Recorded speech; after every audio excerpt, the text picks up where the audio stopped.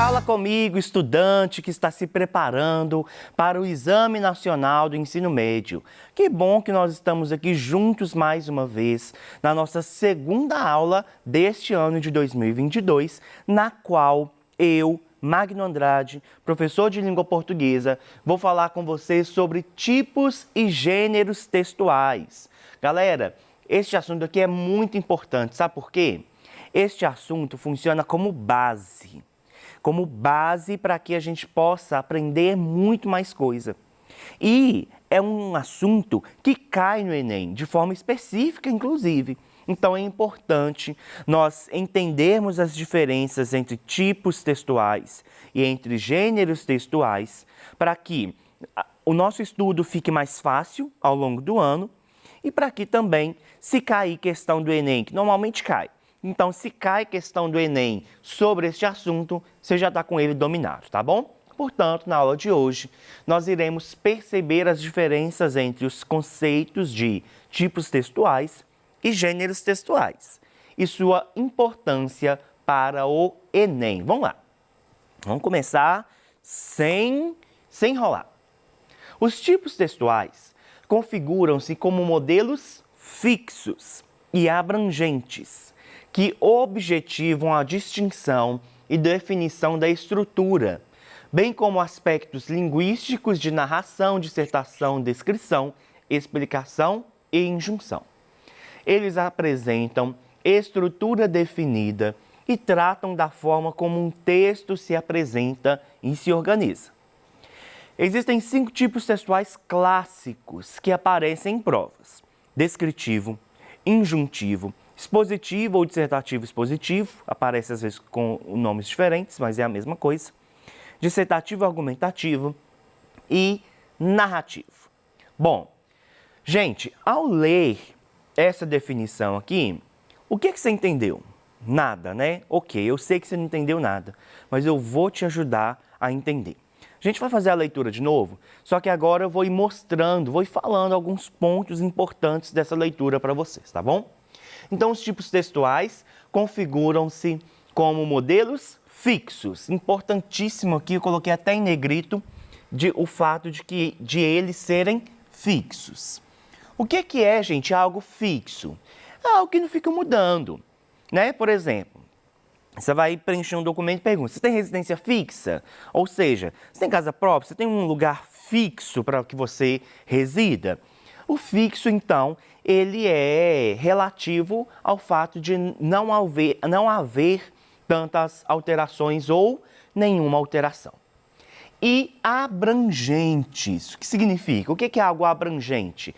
É algo que vai abraçar, é algo que é um pouco maior, ele vai abranger um certo número de aspectos aí, tá bom?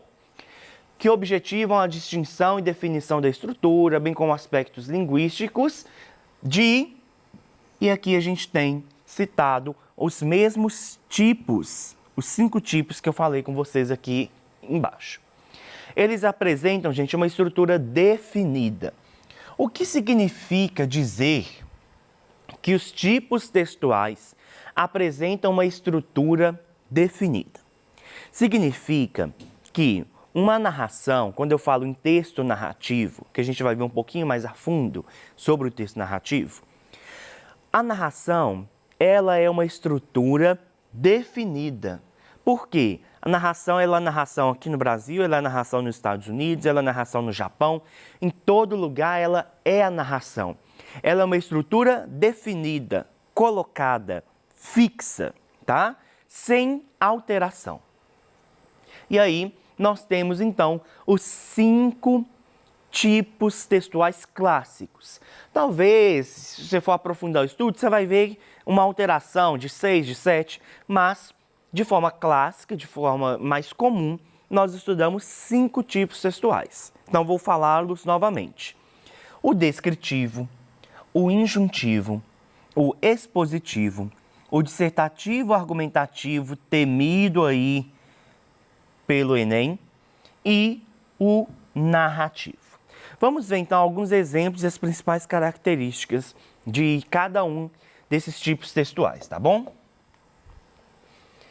O tipo textual descritivo é uma modalidade de composição textual cujo objetivo é fazer um retrato por escrito, ou não, pode ser falado também, de um lugar, uma pessoa, um animal, um pensamento, um sentimento, um objeto, um movimento.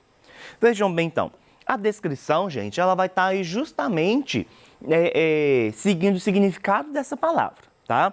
Ela vai descrever. Imagina que você viajou aí, que você foi, talvez nem viajou, mas passeou, foi numa praça, um lugar diferente, que você chega em casa e quer contar para alguém. Você descreve aquela praça. Não, aquela praça é muito bonita, ela tinha um chafariz no meio, o chafariz era azul, e aí na ponta do chafariz tinha um pássaro, uma estátua de um pássaro. Você vai descrevendo aquele lugar, não é? Isso é um texto, um tipo textual descritivo, o tipo textual da descrição. E aí, como exemplo, talvez você conheça, né, que virou música e poema e um tanto de coisa que isso aqui é, do Vinícius de Moraes, mas que provavelmente você conhece. Era uma casa muito engraçada, não tinha teto, não tinha nada. Ninguém podia entrar nela não, porque na casa não tinha chão. Ninguém podia dormir na rede, porque na casa não tinha parede. Ninguém podia nem fazer pipi, porque penico não tinha ali. Mas era feita com muito esmero na Rua dos Bobos, número 0. Gente, aqui então nós temos um texto descritivo. Nós temos então a descrição de uma casa, que ela era engraçada, que ela não tinha nada, que ela não tinha teto, que ela não tinha chão. Perceba então que o texto, ele vai descrevendo um lugar, vai descrevendo um local. Este é um exemplo de texto descritivo, tá bom? O tipo textual injuntivo, gente, ele indica como realizar uma ação. Aconselha, impõe, instrui o interlocutor. Chamado também de texto instrucional, o tipo de texto injuntivo é utilizado para dizer acontecimentos e para predizer, acontecimentos e comportamentos nas leis jurídicas. Presta atenção. O tipo de texto injuntivo, a injunção, ela é um texto que vai trazer algum tipo de ordem, algum tipo de instrução. Isso tudo o texto injuntivo vai fazer. Um grande exemplo aí, um comum exemplo de texto injuntivo é a receita. Você vai ler a receita de bolo lá, por exemplo, tem o passo a passo do que você deve fazer, não tem? Este é um exemplo de texto injuntivo, tá bom? E aí eu trouxe outro, olha. Impedidos do alistamento eleitoral, artigo 5º do Código Eleitoral. Não podem alistar-se eleitores os que não saibam exprimir-se na língua nacional e os que estejam privados, temporária ou definitivamente, dos direitos políticos. Presta atenção. Então, olha, aqui nós temos uma lei expressa lá no Código Eleitoral. As leis são textos injuntivos, porque as leis vão prescrever, as leis vão ditar o comportamento, elas vão ditar o que pode e o que não pode. Uma das características principais do texto injuntivo é que ele costuma dar ordens. Então, o que a lei fala? Faça, não pode, não é assim que a lei é? Como que a receita de bolo é? Coloque tantos quilos de farinha. Depois mexa. Percebam que os verbos é o que a gente chama de verbo no imperativo. O que é o verbo no imperativo? Aquele que impera, aquele que dá ordem, tá? E aí, os textos injuntivos, normalmente, eles vão ser caracterizados por estes verbos. Eles vão ser caracterizados por esta ideia de dar uma ordem, de dar um conselho, de dar uma instrução, tá? Então, aqui a gente tem um exemplo aqui de texto injuntivo do Código Eleitoral. E se você tem mais de 16 anos, sabe falar a língua portuguesa e não tem direitos políticos privados, tire o seu título de eleitor. Este ano é ano de eleição e é importantíssimo que você, mesmo aí adolescente com 16 anos, já tenha o poder, né? Já tem o poder de fala, já tem o poder do voto. Vote, porque é muito importante para a nossa nação. Continuando. Tipo textual expositivo é aquele caracterizado por esclarecer um assunto de maneira atemporal, com o objetivo de explicá-lo de maneira clara, sem intenção de convencer o leitor ou criar um debate. Gente, um grande exemplo de texto expositivo. É isso que eu estou fazendo com vocês. Aula é um texto expositivo, porque eu não tenho intenção nenhuma de convencer você. Eu não tenho intenção nenhuma aqui de criar um debate. A minha intenção é expor e explicar de maneira atemporal. Por que atemporal? Ela não tem tempo marcado. Olha só, estou gravando uma aula que vai ao ar pela televisão, que vai ao ar pelo YouTube e que daqui 20 anos, se você buscar lá, se existir YouTube ainda, mas se você buscar lá, você vai achar a minha aula e você vai entender a matéria. Por quê? A minha intenção é explicar de maneira atemporal. E é essa a principal característica do texto expositivo. Continuando. Texto dissertativo argumentativo.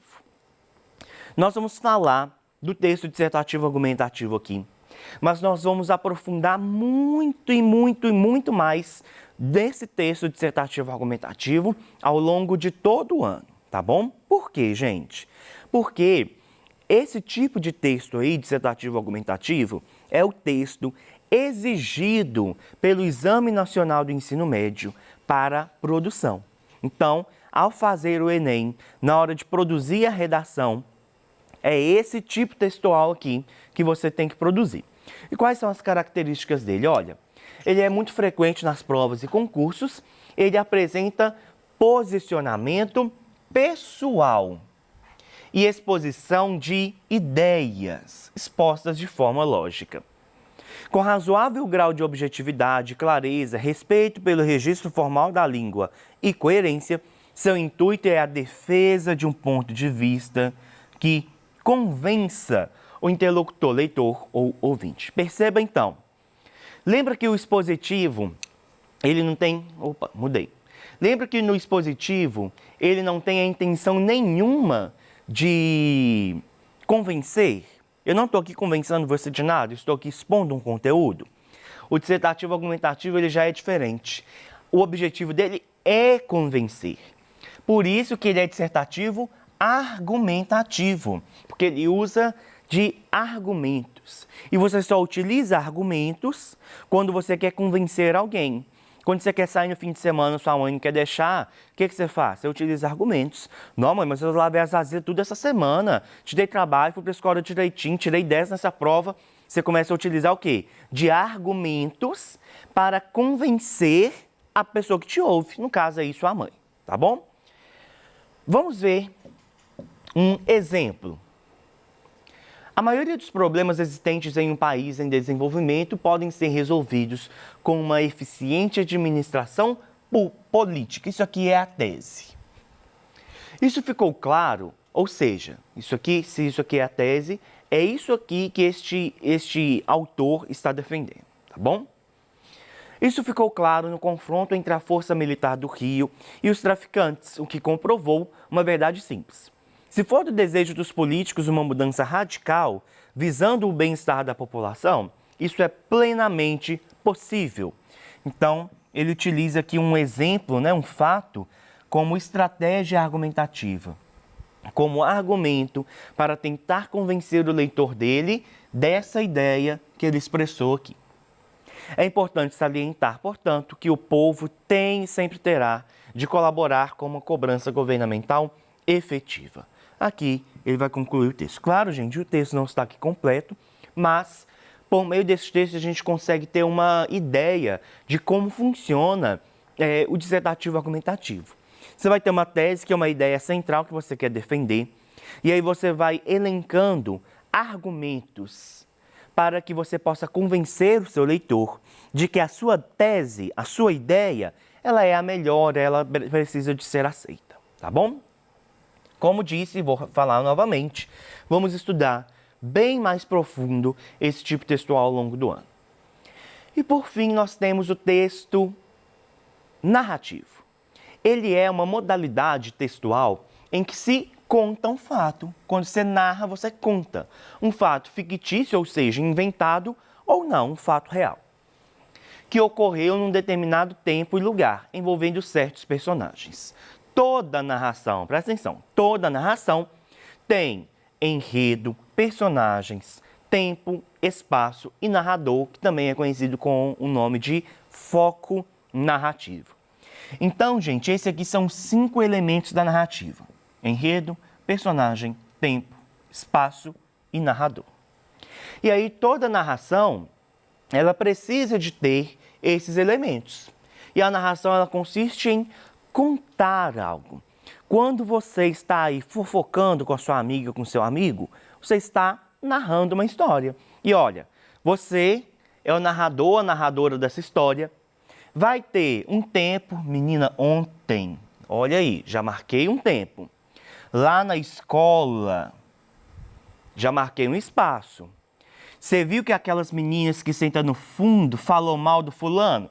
Já coloquei aqui os personagens. E aí, o enredo é a história em si, a história que eu estou contando. Tranquilo, galera? Bora aqui para um exemplo. Solidão.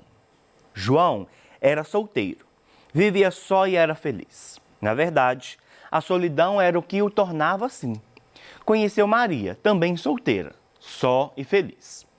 Tão iguais, a afinidade logo se transforma em paixão. Casam-se.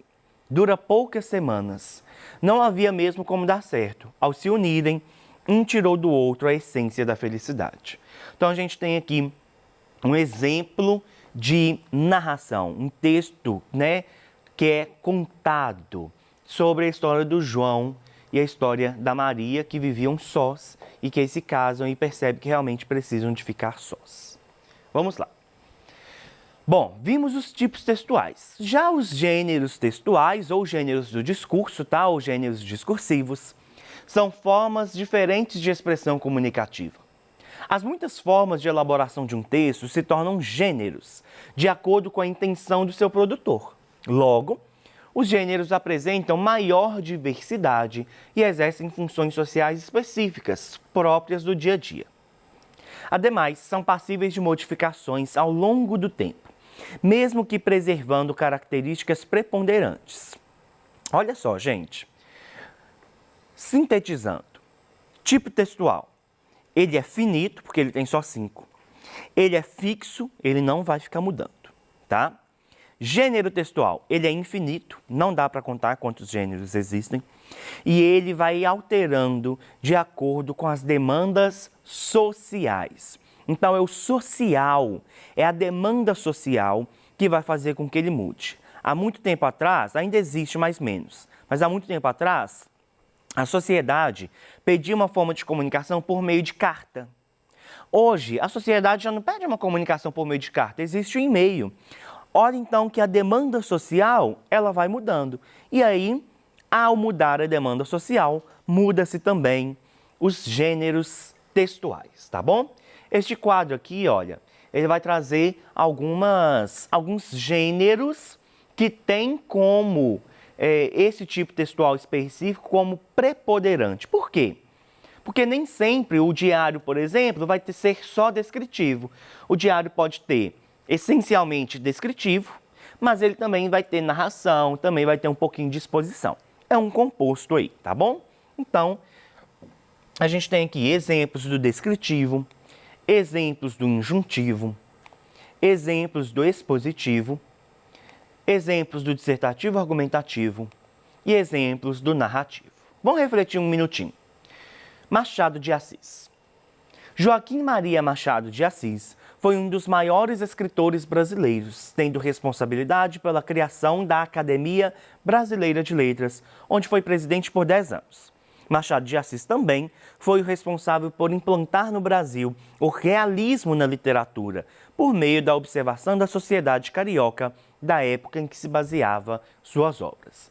Quando a gente analisa, esse texto, a forma dele, a composição dele, o tema dele e a linguagem dele, a gente pode identificar ele como científico, ele está investigando alguma informação, jornalístico, ele está dando uma notícia sobre Machado, Didático, ele está explicando a importância do Machado?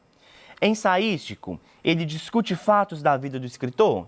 Ou biográfico, porque ele está narrando a trajetória de vida? Claro, biográfico. A partir da análise do gênero, a gente consegue perceber isso. Portanto, na aula de hoje, nós percebemos as diferenças entre tipos textuais, gêneros textuais. Essas foram as referências que eu utilizei e muito obrigado pela sua presença e participação. Te espero no nosso próximo encontro. Até lá!